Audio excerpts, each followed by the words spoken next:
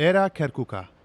ئەگەر گوزەرێک بە شەقامەکانی ئەم پارێزگایەدا بکەیت و پرسیاری سەرکەوتوترین و خۆشەویستترین سەرۆک لە مێژووی عێراقدا بکەیت، سەرجەم نەتەوە و پێکاتەوە ئاینەکانی ئەم شارە یەک وەڵامی هاوبەشیان هەیە، ئەویش ئەوەیە کە لە مێژووی عێراقدا تەنها سەرۆک مامجەلال توانیوێتی جیاوازی لە نێوان نەتەوە و پێکاتە جیاجیەکاندا نەکات. مامجەلال تاچی ئینسان ئەڵڵا عەفێتنەزل باوەڕ ناکەم کەسێکی وەک مامجەلال دووبارە ببێتەوە، چونکە هەر کاتێک سەردانی کەرکووکی بکردایە ئەوە بەبێ جیاوازی لەگەڵ هەمومان کۆ دەبووەوە وە گوێی لە هەمومان دەگرت، بە تایبەت ئێمەی تورکمان.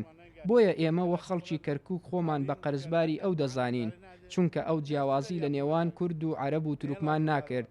بەڕاستی ئێمە وامان دەزانی ئەو لە نەتەوەی تورکمانە، چونکە ئێمەی لە هەموو کە زیاتر خۆشدەویست. مامجەلال چەند ئینسان دیموکراتی سیاسی. مامجەلال مرۆڤێکی دیموکراتی بوو، کەسێکی وەک ئەو بۆ عێراق دووبارە نابێتەوە. ئەو سەمامل ئەمانی عێراق بوو بۆ هەموو نەتەوەکان کە ئەهات بۆ کەرکووک، ڕاوبۆچوونی مەسوولە سیاسیەکانی وەرناکرد، بەڵکو لەگەڵ هاوڵاتیان کۆدەبەوە.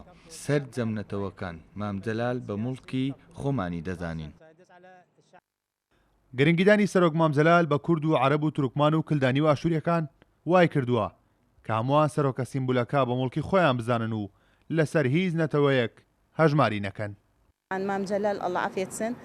سەرۆک مامجەلال باشترین سەرۆکی عێراق بوو بۆ هەمووان. لە نێویشیاندا بۆ تورکمان و بە چاوێکی تایبەت سەیریانی ئەکرد.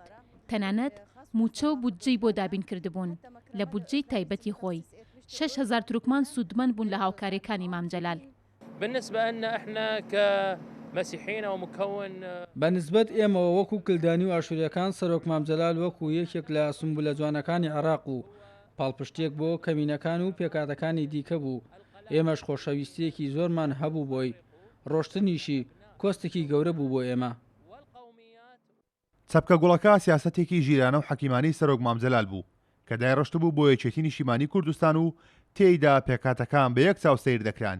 ئێستاش لەسەر هەمان ڕێبازی سەرۆک مامجەلال هاوپەیمانی کوردستان هاتوۆتە پێش بۆ خزمەتی کەرکووک و پێکاتەکانی. کارۆ محەممەد کورساد نیوز، کەرکووک.